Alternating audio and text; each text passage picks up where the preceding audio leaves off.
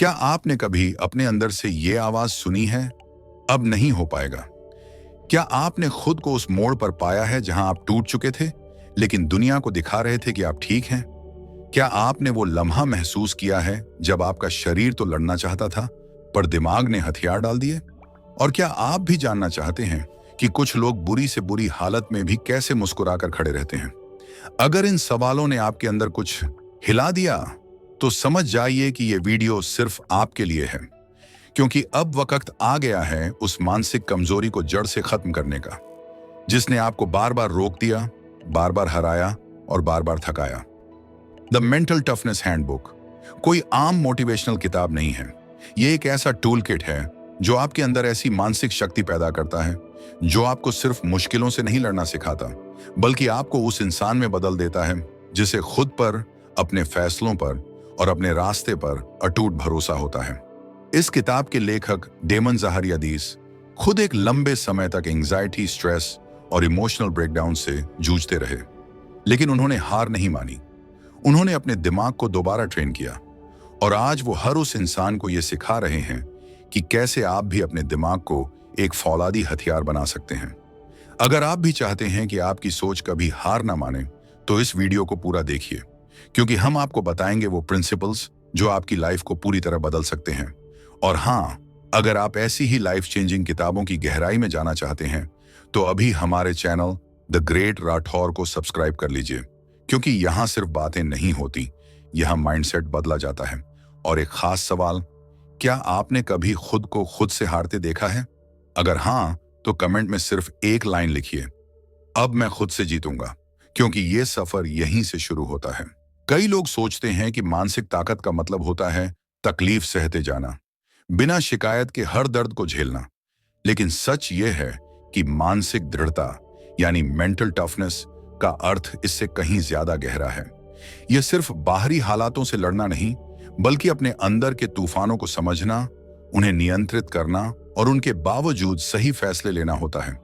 जब जिंदगी आपको उस मोड़ पर लाकर खड़ा कर देती है जहां से पीछे मुड़ना आसान लगता है, लेकिन आगे बढ़ना सबसे जरूरी होता है, वहीं पर आपकी मानसिक दृढ़ता की असली परीक्षा होती है। इस अध्याय में बताया गया है कि मेंटल टफनेस कोई जादू नहीं है और न ही ये किसी खास व्यक्ति में जन्म से होती है। यह एक अभ्यास है, एक मानसिक अभ्यास जो समय के साथ सीखा और मजबूत किया जा सकता है।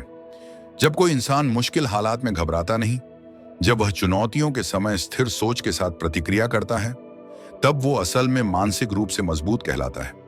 इसका मतलब यह नहीं कि वह डरता नहीं है या उसे तकलीफ महसूस नहीं होती। फर्क बस इतना होता है कि वह अपने डर और दर्द को खुद पर हावी नहीं होने देता। वह जानता है कि अगर वह अपने भावनाओं का गुलाम बन गया तो फैसला गलत होगा, इसलिए वह अपने मन को शांत रखता है और अपनी सोच को नियंत्रित करता है। इस अध्याय में एक बहुत महत्वपूर्ण फर्क बताया गया है मेंटल टफनेस और ग्रिट के बीच। अक्सर लोग इन दोनों को एक जैसा मानते हैं, लेकिन डेमन ज़हारियादीस बताते हैं कि दोनों में बुनियादी अंतर है। ग्रिट का मतलब है किसी दीर्घकालिक लक्ष्य को पाने के लिए लगातार मेहनत करना, धैर्य के साथ सालों तक प्रयास करते रहना, भले ही रिजल्ट ना दिखे। यानी ग्रिट एक प्रकार की लंबी दूरी की दौड़ है, जहां जमीन की हर चोट, हर धूप बारिश के बावजूद आप चलते रहते हैं।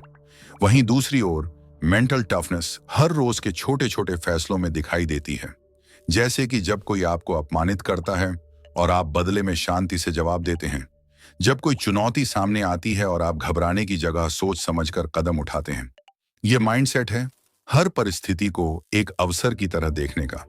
यह आदत है खुद को बार बार यह याद दिलाने की कि मैं हालात नहीं, अपनी प्रतिक्रिया को कंट्रोल करता हूं। मेंटल टफनेस का एक और बड़ा पहलू है आत्म जागरूकता।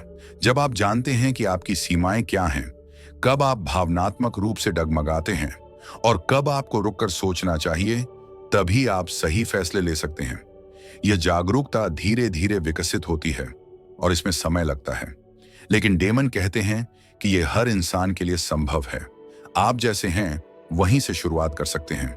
आपको सुपर हीरो बनने की जरूरत नहीं, बस अपने माइंड को समझने और नियंत्रित करने की कोशिश करनी है। इस अध्याय का संदेश साफ है, मानसिक दृढ़ता कोई जादू या जन्मजात गुण नहीं है। यह एक कौशल है जो अभ्यास से, आत्मनिरीक्षण से और मुश्किलों का सामना करते करते सीखा जा सकता है। और एक बार जब आप इसे हासिल कर लेते हैं तो कोई भी मुश्किल, कोई भी डर आपको रोक नहीं सकता। हर इंसान के पास दो अस्त्र होते हैं, एक बाहरी संसाधन और दूसरा उसका अपना दिमाग। लेकिन दुर्भाग्य से हम में से ज्यादातर लोग बाहरी संसाधनों पर ज्यादा भरोसा करते हैं और अपने सबसे ताकतवर हथियार यानी अपने दिमाग को नजरअंदाज कर देते हैं। इस अध्याय में डेमन ज़ाहरियादीस हमें याद दिलाते हैं कि हमारी सोच ही हमारी असली ताकत है। हमारे विचार ही तय करते हैं कि हम किस दिशा में बढ़ेंगे, कैसे प्रतिक्रिया देंगे और जिंदगी के मौके या मुश्किलों को कैसे देखेंगे। जब आप बार बार नकारात्मक सोचते हैं तो आपका दिमाग उसी सोच का पैटर्न बनाने लगता है। धीरे धीरे वो आपकी आदत बन जाती है और फिर वह आदत आपकी पहचान बन जाती है। आपको लगता है कि आप ऐसा ही हैं, लेकिन असल में वह सोच आपकी खुद की बनाई हुई है। डेमन बताते हैं कि हमारा दिमाग एक तरह का कंप्यूटर है। जो भी इनपुट आप उसमें डालते हैं वह उसी के हिसाब से आउटपुट देता है। अगर आप डर, असफलता और शिकायतों से भरी सोच को बार बार दोहराते हैं तो वही आपके व्यवहार और निर्णय में झलकने लगेगा। लेकिन अगर आप अपने विचारों को नए ढंग से ढालना शुरू करें, जैसे सकारात्मक सोच, समाधान की ओर ध्यान देना, आत्म संवाद को बेहतर बनाना, तो वही दिमाग आपकी सबसे बड़ी ताकत बन सकता है। इस अध्याय में बताया गया है कि आपकी सोच ही वह नींव है जिस पर आप पूरी जिंदगी की इमारत खड़ी करते हैं। अगर नींव कमजोर है तो ऊपर कितना भी बड़ा मकान बना लें, वो कभी भी गिर सकता है। यह भी समझाया गया है कि सोच सिर्फ इंस्पिरेशन से नहीं बदलती, यह डेली अभ्यास से बदलती है। हर दिन अपने विचारों पर नजर रखना, यह देखना कि कौन सा विचार आपको आगे बढ़ा रहा है और कौन सा पीछे खींच रहा है, एक बहुत जरूरी आदत है। डेमन कहते हैं कि आपको अपनी सोच की गुणवत्ता को सुधारना होगा, ठीक उसी तरह जैसे एक एथलीट अपने शरीर को ट्रेन करता है। इस अध्याय में यह भी बताया गया है कि मानसिक टफनेस के बिना आपकी सोच बिखर सकती है, खासकर तब जब हालात आपके कंट्रोल में नहीं होते। सोच को शक्ति में बदलने के लिए अवेयरनेस, फोकस और इंटेंशनैलिटी चाहिए। उदाहरण के तौर पर, जब आप किसी प्रॉब्लम को देखकर घबरा जाते हैं तो आप रिएक्ट करते हैं, लेकिन जब आप सोच समझकर प्रतिक्रिया देते हैं तब आप एक लीडर की तरह व्यवहार करते हैं। यही फर्क है उस व्यक्ति में जो जिंदगी को जीता है और उस व्यक्ति में जो जिंदगी से भागता है। डेमन इस बात पर जोर देते हैं कि आपके विचार या तो आपके सबसे बड़े दुश्मन हो सकते हैं या सबसे अच्छे साथी। इसलिए अपनी सोच को बदलना, उसे ऊंचा उठाना और उसे बार बार ट्यून करना बेहद जरूरी है। आप जो सोचते हैं वही बनते हैं। अगर आप अपने मन में खुद को हारा हुआ मानते हैं तो जीतना बहुत मुश्किल हो जाता है। लेकिन अगर आप अपने अंदर विश्वास और साहस को जन्म देना शुरू करें तो वही सोच आपको वहां ले जाएगी जहां आप जाना चाहते हैं। यह अध्याय हमें सिखाता है कि मानसिक ताकत की शुरुआत अंदर से होती है। बाहरी हालात चाहे जैसे भी हों, अगर आपकी सोच मजबूत है तो आप हर तूफान से लड़ सकते हैं। आपका दिमाग आपका हथियार है और यही सबसे बड़ा सच है। जब सब कुछ हमारे हिसाब से चलता है तो ज्यादा सोचने की जरूरत नहीं होती। हम सहज रहते हैं, आत्मविश्वास भी बना रहता है। लेकिन असली परीक्षा तब शुरू होती है जब हालात बिगड़ते हैं, जब चीजें हमारे खिलाफ जाने लगती हैं। यही वो पल होता है जब मानसिक दृढ़ता की सच्ची परख होती है।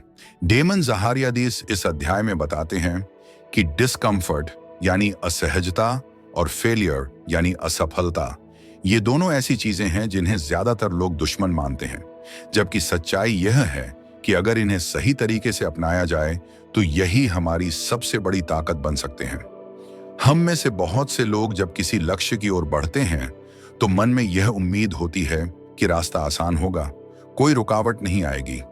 लेकिन जैसे ही पहली तकलीफ आती है या पहली हार मिलती है, हम घबरा जाते हैं। सवाल उठने लगते हैं, क्या मैं इसमें अच्छा नहीं हूं? क्या ये मेरे बस की बात नहीं? लेकिन डेमन कहते हैं कि डिस्कम्फर्ट और फेलियर तो ग्रोथ के जरूरी पड़ाव हैं। जैसे मांसपेशियां तब बनती हैं जब आप उन्हें स्ट्रेस में डालते हैं, वैसे ही दिमाग और आत्मा तब मजबूत होते हैं जब वे मुश्किलों से टकराते हैं। इस अध्याय में यह बताया गया है कि डिस्कम्फर्ट से बचने की बजाय आपको उससे दोस्ती करनी होगी। जब आप किसी कठिन परिस्थिति से गुजरते हैं, जैसे रिजेक्शन, आलोचना, थकावट या अनिश्चितता, तो ये आपकी आत्मा को तराशते हैं। ये आपको अंदर से मजबूत बनाते हैं, बशर्ते आप भागने की जगह टिक कर खड़े रहें। हार भी ऐसा ही एक अवसर है।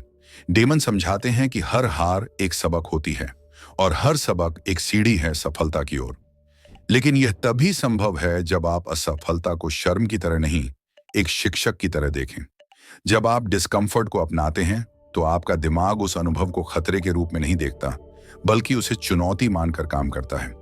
इससे आपकी नर्वस सिस्टम की प्रतिक्रिया भी बदलती है। आप फाइट और फ्लाइट की जगह काल्म और फोकस्ड रहते हैं।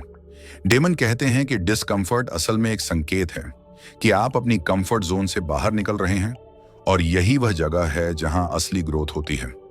दुख, दर्द और हार, ये सब इंसानी अनुभव हैं, कोई इनसे बच नहीं सकता। फर्क सिर्फ इतना है कि मानसिक रूप से मजबूत लोग इन अनुभवों से सीखते हैं, जबकि कमजोर लोग इनसे भागते हैं। जब आप हर तकलीफ में यह ढूंढना शुरू करते हैं कि इसमें मेरे लिए क्या सीख है, तो आप उस तकलीफ को अपने पक्ष में मोड़ना शुरू कर देते हैं। इस अध्याय का सार यही है कि आपको अपनी मानसिक शक्ति बढ़ानी है तो डिस्कम्फर्ट और फेलियर को गले लगाना सीखिए। यह आसान नहीं होगा, लेकिन यह वही रास्ता है जो आपको असाधारण बनाएगा। आप जितना ज्यादा दर्द और असफलता को समझेंगे और स्वीकारेंगे, उतना ही ज्यादा रिजिलियंट यानी लचीला और मजबूत बनेंगे। यही है मानसिक टफनेस का असली चेहरा। मुश्किलों से डरना नहीं, उन्हें अवसर में बदलना। भावनाएं हमारी जिंदगी का एक अनमोल हिस्सा है। ये हमें इंसान बनाती है, हमें अनुभव करने की शक्ति देती है। लेकिन जब ये भावनाएं अनियंत्रित हो जाती हैं, तो यही हमारी सबसे बड़ी कमजोरी बन जाती है। डेमन ज़ाहरियादिस इस अध्याय में बताते हैं कि मानसिक दृढ़ता केवल परिस्थितियों से लड़ने की ताकत नहीं होती, बल्कि यह अपने भीतर उठती भावनाओं को पहचानने, समझने और सही दिशा में इस्तेमाल करने की कला भी होती है। गुस्सा, डर, निराशा, शर्म या ईर्ष्या जैसी भावनाएं किसी भी इंसान में आना स्वाभाविक है, लेकिन ये हमें किस तरह प्रभावित करती है, यह इस बात पर निर्भर करता है कि हम उन्हें किस तरह हैंडल करते हैं। ज्यादातर लोग सोचते हैं कि भावनाओं पर नियंत्रण का मतलब है उन्हें दबा देना या अनदेखा कर देना, लेकिन डेमन साफ कहते हैं कि सप्रेशन यानी दबाव बनाना और कंट्रोल यानी समझदारी से हैंडल करना, दोनों में बहुत फर्क होता है। जब आप किसी भावना को दबाते हैं तो वह भीतर ही भीतर बड़ी होती जाती है और एक दिन फूट पड़ती है। इसके बजाय अगर आप उसे पहचानें, स्वीकार करें और फिर एक जागरूक निर्णय लें कि उस भावना के साथ क्या करना है, तो आप सचमुच भावनात्मक रूप से मजबूत बनते हैं। यह अध्याय सिखाता है कि जब कोई आपको गुस्सा दिलाता है तो असल में आपके भीतर का कोई डर या असुरक्षा सक्रिय होती है। जब आप डरते हैं तो यह संकेत होता है कि आपका दिमाग किसी खतरे की आशंका कर रहा है, भले ही वह खतरा असली हो या केवल आपकी सोच का हिस्सा। डेमन कहते हैं कि इन भावनाओं को सिर्फ नेगेटिव समझना गलत है। हर भावना एक संकेत देती है, और अगर हम उन्हें ध्यान से सुने तो वे हमारी मदद कर सकती हैं। गुस्से से हमें यह पता चलता है कि हमारी कोई सीमा लांघी गई है, डर हमें सजग करता है और निराशा हमें यह दिखाती है कि हमें किस दिशा में प्रयास बदलने की जरूरत है। लेकिन समस्या तब आती है जब हम इन संकेतों को समझने की बजाय इंपल्सिवली रिएक्ट करने लगते हैं। यही वो जगह है जहां मेंटल टफनेस की जरूरत होती है। भावनाओं को समझने के लिए सेल्फ अवेयरनेस यानी आत्म जागरूकता की जरूरत होती है। डेमन बताते हैं कि आपको अपने भावनात्मक ट्रिगर्स पहचानने चाहिए, वे स्थितियां या लोग जो बार बार आपको परेशान करते हैं। जब आप ये जान जाते हैं कि क्या चीज आपको ट्रिगर करती है, तब आप उस पर काम कर सकते हैं। भावनात्मक नियंत्रण का एक और जरूरी पहलू है खुद से बात करने का तरीका। जब आप निराश होते हैं तो क्या आप खुद को नीचा दिखाते हैं या खुद को संभालते हैं? डेमन कहते हैं कि सकारात्मक सेल्फ टॉक यानी अपने आप से दयालु और समझदारी भरी बातचीत आपको कठिन हालात में स्थिर और केंद्रित बनाए रखती है। इस अध्याय का संदेश बहुत स्पष्ट है। अगर आप अपनी भावनाओं को नियंत्रित करना सीख जाते हैं तो आप अपनी दुनिया को नियंत्रित करना शुरू कर देते हैं, क्योंकि ज्यादातर बाहरी संघर्ष असल में हमारे अंदर के असंतुलन का परिणाम होते हैं। भावनात्मक नियंत्रण कोई एक बार की चीज नहीं है, यह एक लाइफ लॉन्ग प्रैक्टिस है। लेकिन एक बार जब आप इसमें माहिर हो जाते हैं तो आपके भीतर ऐसी शांति और शक्ति पैदा होती है जो किसी भी तूफान का सामना कर सकती है। यही असली मानसिक दृढ़ता की नींव है।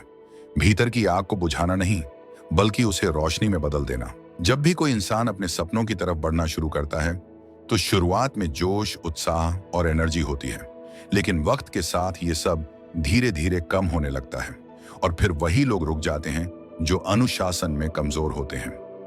डेमन जहारियाडिस इस अध्याय में बताते हैं कि सिर्फ मोटिवेशन से कुछ समय के लिए तो आगे बढ़ा जा सकता है, लेकिन अगर आप सच में किसी बड़े लक्ष्य को पाना चाहते हैं तो आपको डिसिप्लिन यानी आत्म अनुशासन को अपनाना ही होगा।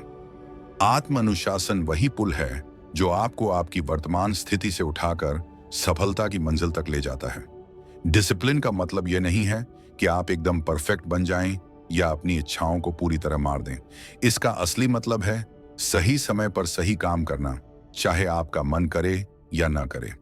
डेमन बताते हैं कि जो लोग अपने मन और इच्छाओं के अधीन जीते हैं वे अक्सर पल भर की खुशी के लिए दीर्घकालिक सफलता को खो बैठते हैं, जबकि जिनमें आत्म अनुशासन होता है वे खुद को छोटी छोटी इच्छाओं पर जीत दिलाकर बड़ी उपलब्धियों की ओर बढ़ाते हैं। इस अध्याय में डेमन छोटे एक्शनेबल स्टेप्स की बात करते हैं, जैसे सुबह एक तय समय पर उठना, रोज एक ही समय पर पढ़ाई या काम करना, डिस्ट्रैक्शंस को दूर रखना और अपने कमिटमेंट्स पर टिके रहना। ये सुनने में बहुत बेसिक लगते हैं, लेकिन यही वो छोटे नियम हैं जो आपको एक अलग इंसान बनाते हैं। हर बार जब आप अपने कंफर्ट जोन से बाहर निकलकर कोई डिसिप्लिन काम करते हैं तो आप अपने दिमाग को यह सिखाते हैं कि आप अपने इंपल्सेस से बड़े हैं। यही ट्रेनिंग आपकी मानसिक टफनेस को गहराई देती है। डेमन ये भी बताते हैं कि जब आप डिसिप्लिन को लाइफस्टाइल बना लेते हैं तो आप कम डिसीजंस लेते हैं लेकिन ज्यादा इंपैक्टफुल बन जाते हैं, क्योंकि आपके दिन की शुरुआत ही क्लैरिटी और स्ट्रक्चर से होती है। आपके पास एक रूटीन होता है जो केओस को कम करता है और फोकस को बढ़ाता है। आप डिस्ट्रैक्शन से कम प्रभावित होते हैं क्योंकि आपका माइंड बार बार अपने लक्ष्य की याद दिलाता है। कई बार लोग सोचते हैं कि डिसिप्लिन बहुत बोरिंग और रिजिड चीज है, लेकिन डेमन कहते हैं कि आत्म अनुशासन असल में फ्रीडम देता है। जब आप रोज के कामों पर नियंत्रण पा लेते हैं तो आपके पास अपने समय और जीवन पर ज्यादा अधिकार होता है। आपको गिल्ट नहीं होता, अफसोस नहीं होता, क्योंकि आप जानते हैं कि आप अपने भविष्य के लिए जिम्मेदार काम कर रहे हैं। इस अध्याय में एक और महत्वपूर्ण बात यह कही गई है कि डिसिप्लिन कोई बॉर्न टैलेंट नहीं है। ये एक हैबिट है जो धीरे धीरे प्रैक्टिस से बनती है। शुरू में मुश्किल जरूर लगती है, लेकिन जैसे जैसे आप कंसिस्टेंसी बनाए रखते हैं यह आपका स्वभाव बन जाती है। डेमन बार बार रिमाइंड करते हैं कि सेल्फ डिसिप्लिन कोई एक बार की कोशिश नहीं है, यह रोज का अभ्यास है, रोज का युद्ध है, और जो इस युद्ध में लगातार टिकता है वही जीतता है। आखिरकार आत्म अनुशासन से ही वह ताकत आती है जो आपको हर दिन उठाकर फिर से अपने लक्ष्य की ओर ले जाती है, भले ही कल आप थक चुके हों या असफल हुए हों। यही वो शक्ति है जो सपनों को हकीकत में बदलती है। दुनिया की सबसे खतरनाक और चुनौतीपूर्ण परिस्थितियों में काम करने वाली टीमों में से एक है अमेरिका की नेवी सील्स। जब इंसान के शरीर की ताकत जवाब दे देती है तो वही जंग दिमाग की ताकत से लड़ी जाती है। डेमन जहारियाडिस इस अध्याय में नेवी सील्स के अनुभवों और मानसिकता के जरिए हमें यह समझाते हैं कि असली टफनेस मसल्स में नहीं, माइंड में होती है। नेवी सील्स न सिर्फ अपने शरीर को एक्सट्रीम ट्रेनिंग से गुजारते हैं, बल्कि अपने मन को भी ऐसी चुनौतियों के लिए तैयार करते हैं जहां जरा सी कमजोरी जानलेवा हो सकती है।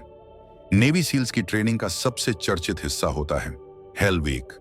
ये 5 दिनों की ऐसी ट्रेनिंग होती है जिसमें उम्मीदवारों को लगातार नींद से वंचित रखा जाता है, ठंडे पानी में घंटों रखा जाता है, बार बार फिजिकल और मानसिक थकावट की हद तक पहुंचाया जाता है। और यहां पर सबसे ज्यादा लोग हार मान लेते हैं क्योंकि उनका शरीर नहीं बल्कि दिमाग जवाब दे देता है। डेमन कहते हैं कि नेवी सील्स का एक ही मंत्र होता है, जब आपका शरीर कहे अब और नहीं, तब आपका दिमाग बोले बस थोड़ा और। यह अध्याय बताता है कि नेवी सील्स माइंड टफनेस को 4 तरीकों से डेवलप करते हैं: goal setting, positive self talk, visualisation और माइक्रो फोकस। गोल सेटिंग का मतलब है किसी भी बड़े चैलेंज को छोटे छोटे हिस्सों में बांटना। जब आपका दिमाग एक बड़ी जंग से डरता है तो उसे एक छोटी लड़ाई दीजिए जो अभी लड़ी जा सके। इससे आपका फोकस बना रहता है और आप ओवरवेल्म्ड नहीं होते। पॉजिटिव सेल्फ टॉक यानी खुद से लगातार ताकतवर बातें करना।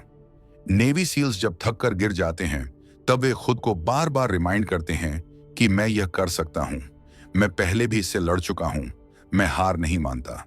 डेमन बताते हैं कि हम सब के अंदर एक इनर वॉइस होती है जो या तो हमें ऊपर उठा सकती है या नीचे गिरा सकती है। सील्स ने इस इनर वॉइस को अपना एलाई बना लिया है। तीसरी टेक्निक है विजुअलाइजेशन। सील्स खुद को पहले से विजुअलाइज करते हैं, जैसे वे मिशन को पूरा कर चुके हों। इससे उनका दिमाग पहले ही जीत को महसूस कर लेता है और बॉडी उसी के अनुसार एक्ट करती है। यह हमें भी सिखाता है कि अगर आप किसी इंटरव्यू, प्रेजेंटेशन या किसी कठिन निर्णय के पहले खुद को सफल होते हुए विजुअलाइज करें, तो आपकी एंजाइटी कम होती है और परफॉर्मेंस बेहतर होती है। आखिर में है माइक्रो फोकस। जब हालात बहुत बिगड़ जाए तो सील्स एक ही बात पर ध्यान केंद्रित करते हैं। अगला कदम क्या है? वे पूरी परिस्थिति के बारे में एक साथ सोचने की बजाय सिर्फ इस पर ध्यान देते हैं कि अभी क्या करना है। यह हमें सिखाता है कि जब जिंदगी बहुत भारी लगे तो आप सिर्फ अगले एक काम पर फोकस करें। डेमन यह स्पष्ट करते हैं कि नेवी सील्स कोई सुपर ह्यूमन नहीं है। वे आम इंसान हैं जिन्होंने अपने माइंड को असाधारण बना लिया है, और अगर वे ऐसा कर सकते हैं तो हम भी कर सकते हैं। हमें सिर्फ इन रणनीतियों को अपनी लाइफ में शामिल करना है, चाहे वो स्टूडेंट हो, प्रोफेशनल या कोई ऐसा इंसान जो अंदर से टूट चुका है लेकिन फिर भी खड़ा होना चाहता है। नेवी सील्स की यह सीख हमें बताती है कि मानसिक टफनेस कोई जन्मजात शक्ति नहीं, बल्कि सीखी हुई आदत है, और यह हर किसी के लिए संभव है। नकारात्मक सोच एक ऐसा जहर है जो धीरे धीरे हमारे आत्मविश्वास, हमारी उम्मीद और हमारी कार्य क्षमता को खा जाता है। डेमन ज़ाहारी अदीस इस अध्याय में समझाते हैं कि हमारा दिमाग स्वाभाविक रूप से खतरे की तलाश करता है। यह एक सर्वाइवल मैकेनिज्म है, लेकिन अगर इसे बिना दिशा के छोड़ दिया जाए तो यही आदत हमारी सोच को डर, संदेह और निराशा से भर देती है। इसलिए यह जरूरी है कि हम अपने दिमाग को रीप्रोग्राम करें ताकि वो समस्या नहीं, समाधान पर केंद्रित हो। डेमन कहते हैं कि नकारात्मक सोच को हराने के लिए सबसे पहले हमें इसे पहचानना सीखना होगा। अधिकतर लोग अपनी नकारात्मकता को रियलिस्टिक थिंकिंग समझ बैठते हैं, जैसे मैं तो पहले भी फेल हुआ हूं, मुझे तो लोग सीरियसली नहीं लेते, मेरे लिए यह करना बहुत मुश्किल है। ये बातें सुनने में तर्क संगत लगती हैं, लेकिन असल में ये आपकी प्रोग्रेस की सबसे बड़ी रुकावट है। डेमन समझाते हैं कि जब तक आप अपनी लिमिटिंग बिलीफ्स को चैलेंज नहीं करेंगे, तब तक आप आगे नहीं बढ़ पाएंगे। एक अहम रणनीति है अपने नकारात्मक विचारों पर सवाल उठाना। डेमन सलाह देते हैं कि जब भी कोई नकारात्मक विचार आए तो खुद से पूछिए, क्या यह वाकई सच है? क्या मैं इस सोच का कोई दूसरा दृष्टिकोण देख सकता हूं? क्या मैं इसके लिए कोई एक छोटा कदम उठा सकता हूं?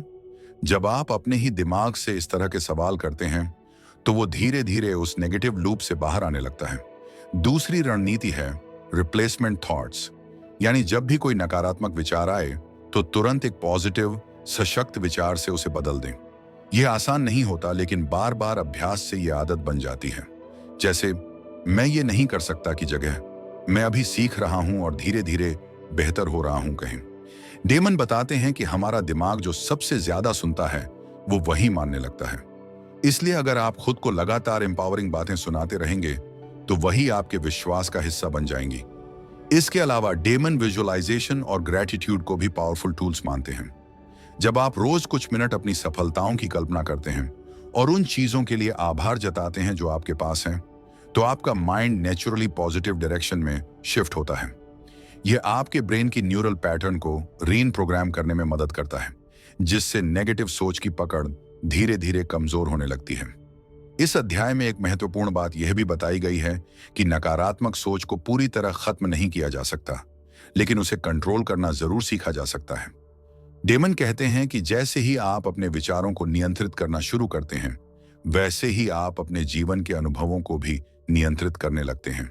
आपकी परसेप्शन बदलती है और वही परसेप्शन आपके एक्शंस को प्रभावित करती है।